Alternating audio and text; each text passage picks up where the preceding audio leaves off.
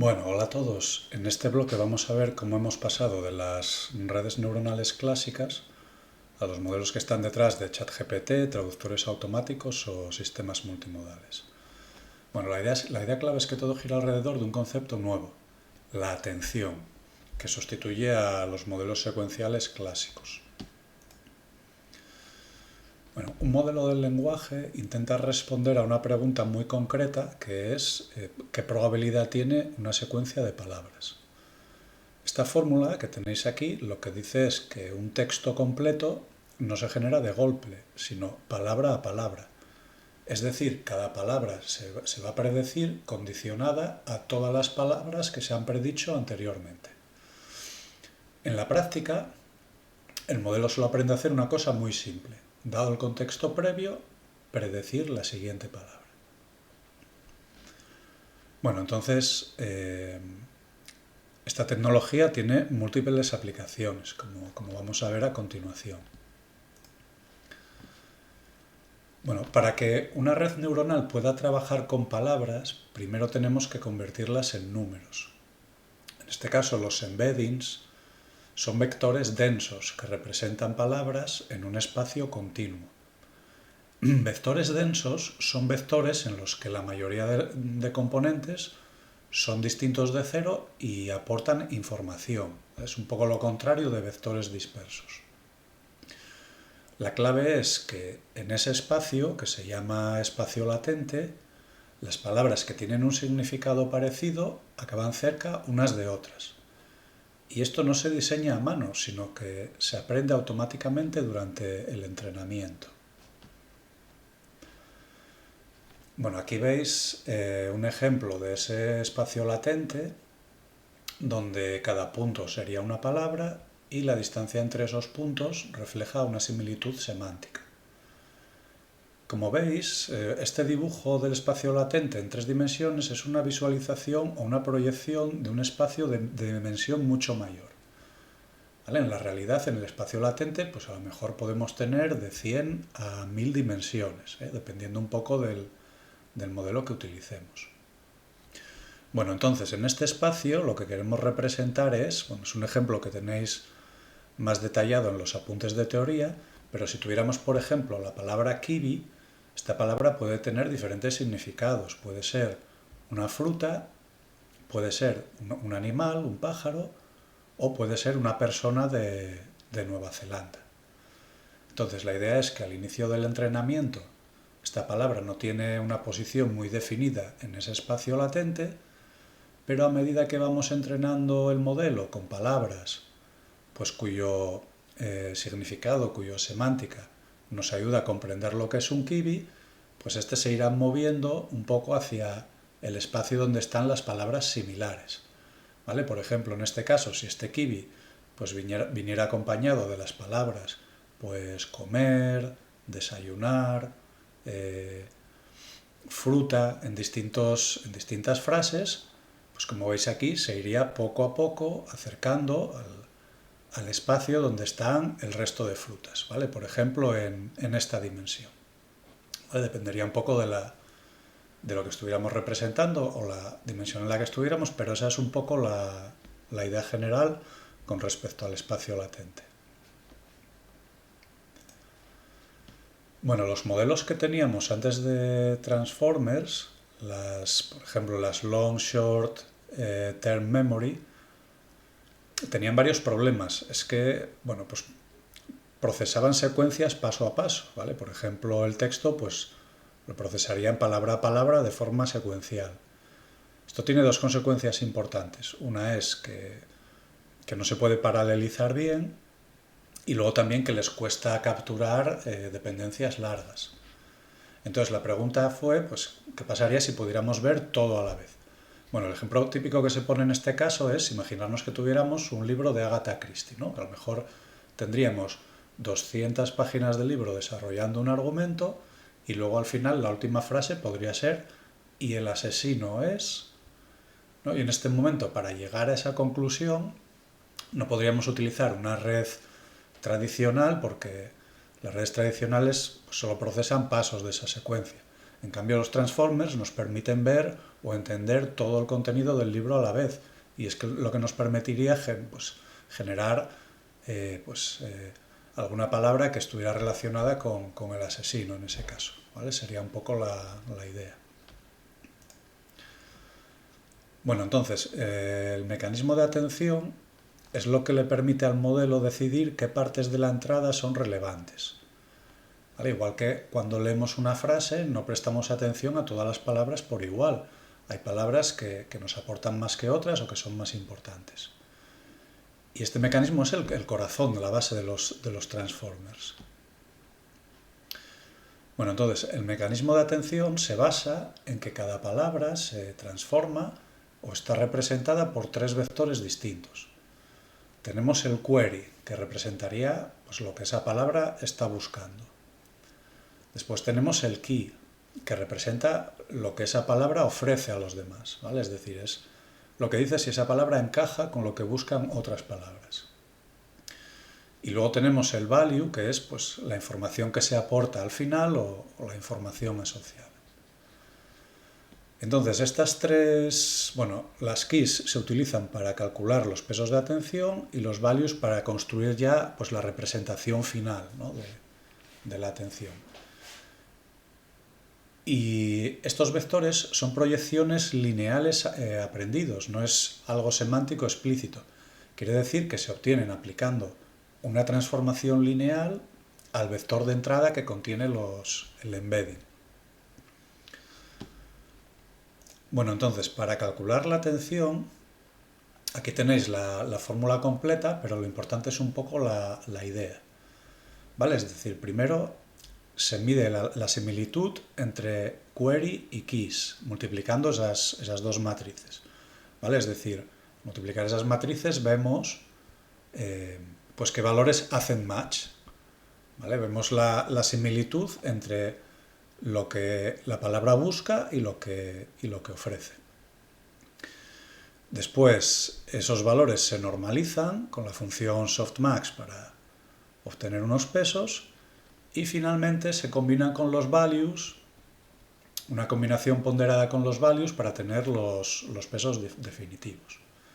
¿Vale? Entonces, al final, cuando hemos aplicado la fórmula, tenemos una representación contextualizada de cada palabra que queramos analizar. Bueno, aquí en esta representación tenemos lo que sería un mapa de atención donde podemos ver cómo una palabra puede mirar a varias otras. En el eje vertical tenemos los valores de la key, de la frase me gusta desayunar un kiwi, y en el eje horizontal tenemos los de la query. Entonces, dentro de esta matriz, algunos valores tendrán un peso alto, que serán los más significativos, y otros valores tendrán un peso muy bajo o casi cero. ¿Vale? Entonces aquí lo que vemos es el resultado de multiplicar la key por la query para esa frase. Y en este caso, los valores más altos nos van a indicar cuáles son las palabras que se relacionan mejor o que tienen significado. ¿Vale? Por ejemplo, aquí, después de entrenar el modelo, lo lógico sería que la palabra kiwi se relacionara con desayunar, ¿no? Porque es lo que nos indica que es una fruta. Entonces, como veis aquí, los valores donde se cruza kiwi y desayunar, esas casillas tienen un valor un poco más alto que el resto. Entonces, esto es lo que nos permite capturar relaciones largas sin procesar la frase paso a paso, ¿vale? Prestar más atención a las palabras que son significativas. Bueno, entonces si os fijáis, aquí lo que tenemos al final es un contexto, ¿vale? No tenemos, es decir, tenemos unos valores que nos van a representar la relación de unas palabras con otras dependiendo del contexto en el que las estemos utilizando. Bueno, en esta diapositiva tenemos dos variantes de la arquitectura original Transformers.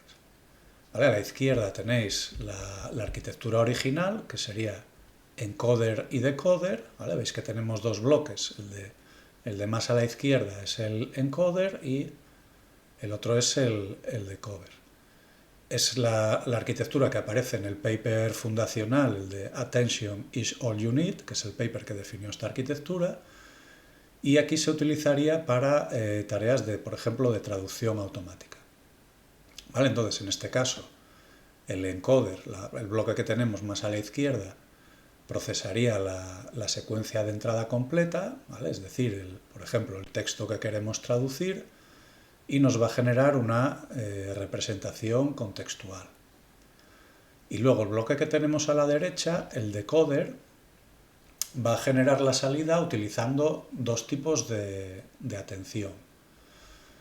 ¿Vale? Es decir, tiene una atención que es un self-attention, que se aplica sobre la traducción que ya se ha generado, ¿vale? Si os fijáis en las dos partes del modelo, el modelo de la izquierda tenemos dos entradas. La entrada del encoder sería el texto que queremos traducir, abajo a la izquierda del todo, y la entrada del decoder sería la parte del texto que ya hemos traducido, ¿vale? Es decir, todas las palabras anteriores a la palabra actual que ya hemos traducido. ¿Vale? Entonces, en el decoder, el self-attention se aplica sobre las palabras que ya hemos traducido, ¿vale? Si os fijáis aquí, los vectores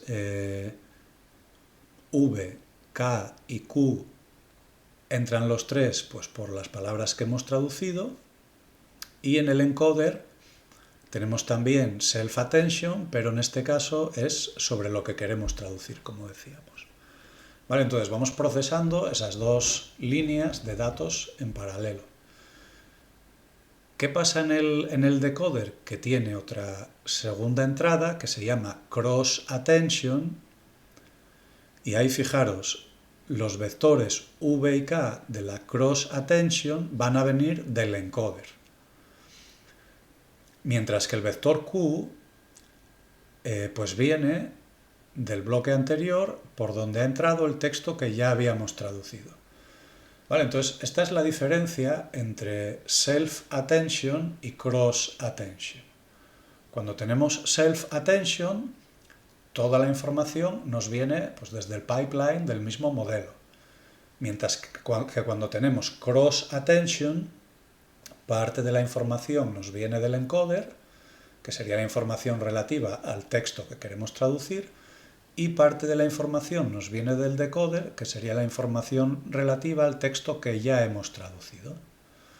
¿Vale? Y combinando, mirando la atención entre esos dos bloques de información, es como tenemos la salida final, que sería pues, el siguiente token o palabra que queremos traducir. Si os fijáis aquí, en el bloque rojo que tenemos, en el decoder, no es puramente self-attention lo que tenemos, sino que es self-attention enmascarada. ¿Vale? Entonces, ¿cuál es la diferencia? En la self-attention estándar, cada palabra puede atender a todas las palabras de la secuencia, ¿vale? Da igual si están antes o están después. Mientras que en la self-attention enmascarada, cada palabra solo puede atender a sí misma y a las palabras anteriores, pero no a las palabras posteriores en la secuencia. ¿Vale? Esa es también la diferencia entre self-attention y self-attention enmascarada. ¿Vale? Luego, posteriormente, en ambos casos, las conexiones residuales y la normalización son esenciales para entrenar modelos, estos modelos profundos de forma estable. Bueno, después el modelo de la derecha, el modelo que tenemos en la derecha es un modelo tipo GPT, ¿vale? Es un modelo que digamos que es un poco más moderno. Si os fijáis en este caso, solamente tenemos un bloque, que es el bloque del decoder, ¿vale? Ya no tenemos encoder y ya no tenemos la capa de cross attention. ¿Por qué solamente tenemos un decoder que utiliza self-attention? Porque aquí solamente vamos a necesitar predecir el siguiente token, ¿vale? Es decir, cuando utilizamos un modelo como GPT, pues generalmente lo único que queremos hacer es predecir la siguiente palabra. Y por este motivo, pues digamos que es una arquitectura más optimizada en este sentido y solamente utilizamos una parte del decoder, ¿vale? Porque con eso ya nos es suficiente. Bueno, vamos a repasar un poco los conceptos que acabamos de explicar. Como decíamos, con cross attention tenemos dos secuencias distintas. Por un lado, el decoder genera las queries, pero también atiende a las keys y los values del encoder, ¿vale? Sería típico de traducción automática. Mientras genero la frase en español, miro la frase original en inglés. Después, en self-attention, todos los vectores vienen de la misma secuencia y cada palabra puede atender a todas las demás palabras de la frase, ¿vale? Esto nos permite capturar dependencias largas directamente. Como no tenemos un orden implícito, aquí vamos a necesitar una codificación de la posición de cada palabra dentro de la frase. Lo vamos a ver a continuación. ¿Vale? En modelos como GPT, este modelo es el que nos permite generar pues, el siguiente token o la siguiente palabra que necesitemos. Después tenemos multi-head self-attention, que en este caso, en lugar de una sola cabeza de atención, vamos a utilizar varias cabezas en paralelo. ¿Vale? Esto nos va a permitir fijarnos en relaciones distintas. Recordar que estas relaciones no las establecemos nosotros, sino que se generan naturalmente a medida que se entrenan pues los pesos de los vectores, ¿vale? Los pesos del modelo. Vamos a ver relaciones sintácticas, semánticas, de largo alcance, bueno, distintos tipos de relaciones, lo que hace el modelo mucho más expresivo. Y luego el positional encoding, que necesitamos en estos modelos, como comentábamos antes, lo que nos va a hacer es añadir información del orden de las palabras a los embeddings. Bueno, pues normalmente es una fórmula que está basado en funciones seno y coseno.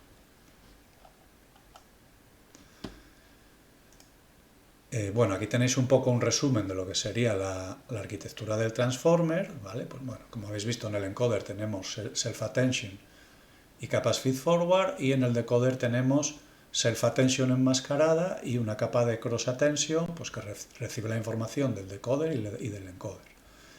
Y luego también pues tenemos conexiones residuales y normalización pues para estabilizar un poco el modelo y para añadir no linealidad a los datos.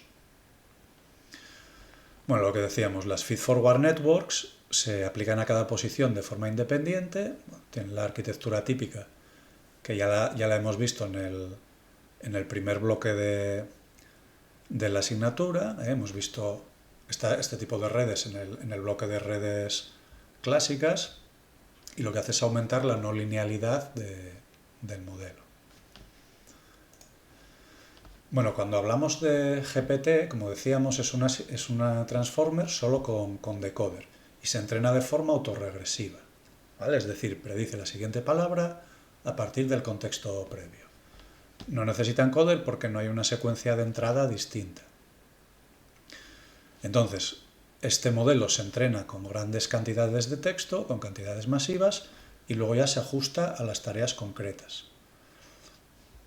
A la hora de generar palabras o tokens hay varias estrategias distintas para equilibrar un poco coherencia y creatividad, ¿vale? Por ejemplo, greedy decoding, donde se elige siempre la palabra más probable; sampling, pues se muestra aleatoriamente según las probabilidades; o top key, que solo considera las palabras más probables. Y luego, para evaluarlos, pues tampoco podemos utilizar las mismas métricas que en redes tradicionales, ¿vale? Por ejemplo, tenemos Perplexity, que mide pues cuán bien el modelo predice el texto real. Es decir, cuánta sorpresa le causan al modelo pues las palabras correctas que hay en el texto real con respecto a las que él ha predicho. Luego también tenemos otras métricas que dependen un poco de la tarea, pero ninguna es perfecta, ¿vale? La evaluación humana en estos modelos sigue siendo clave. Bueno, y luego por último tenemos los modelos multimodales. Estos modelos no trabajan solo con texto, sino que pueden combinar, pues, por ejemplo, texto, imágenes, audio, vídeo, ¿vale? Con lo cual pues Esto abre la puerta a sistemas mucho más generales. En este caso, si estudiamos un poco más en detalle el modelo CLIP, que es, bueno, pues el acrónimo viene de Contrastive Language Image Pre-Training, vamos a ver que este modelo entrena conjuntamente un encoder de texto y uno de imagen, ¿vale? Es decir, entra información por estos dos encoders y luego aprende a alinear ambos en un espacio común, en un espacio latente común, ¿vale? Las dos entradas. Entonces esto tiene muchas utilidades. Tener un espacio embebido compartido tiene muchas utilidades, como por ejemplo, pues clasificación sin haber visto ejemplos explícitos, ¿vale? Etcétera. Bueno, vamos a ver un poco en detalle la arquitectura. ¿Vale? Aquí veis un poco como en los bloques azules pues se codifica tanto el texto como la imagen mediante encoders distintos y ves ahí cómo se proyectan los dos a un espacio latente conjunto. En este caso, la cercanía que hay entre embeddings nos va a indicar correspondencia semántica. Y aquí hay un concepto muy interesante que es la pérdida contrastiva, que es un tipo de entrenamiento que lo que hace es forzar a que los pares correctos, es decir, las imágenes y los textos que coincidan, estén cerca en el espacio de embeddings y que los pares incorrectos estén lejos. ¿Vale? De esta forma, la cercanía entre los vectores refleja si el texto y la imagen son compatibles.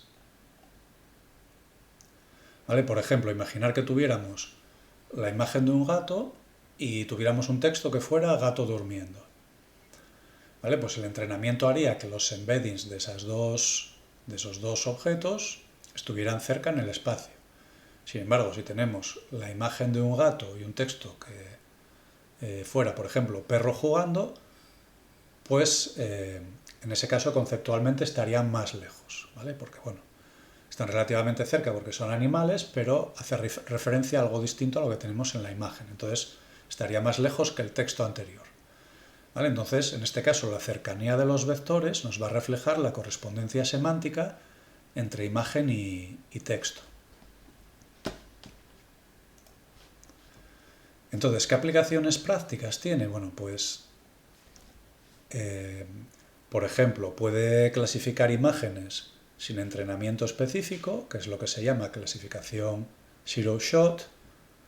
Nos puede servir, por ejemplo, para buscar imágenes a partir de texto, y esto hace que CLIP se utilice como componente, como un módulo que luego es un componente de otros sistemas multimodales más complejos, que a lo mejor trabajan también en el espacio de embeddings.